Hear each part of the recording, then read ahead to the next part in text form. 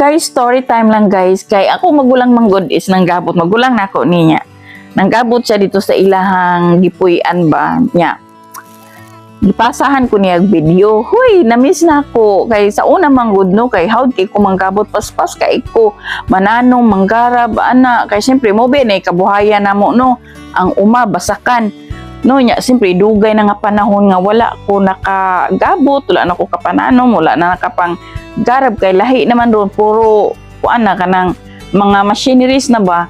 So pagpasa sa akong magulang ay namingaw ko, na-miss na ko ang ingani nga sa una kadlawng dako mangadto nami sa humayan kay na magpagabot kay kami maguna-una dito gabot.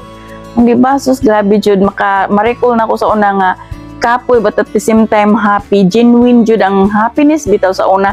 Dili pareho karon nga puro gadgets na lang ta. So wala lang, share lang ko, kwento lang ko kay na-miss lang nako ni nga ingani nga kinabuhi ba kay lahi ra gyud sa una ug karon. So kato lang, bye, thank you for watching.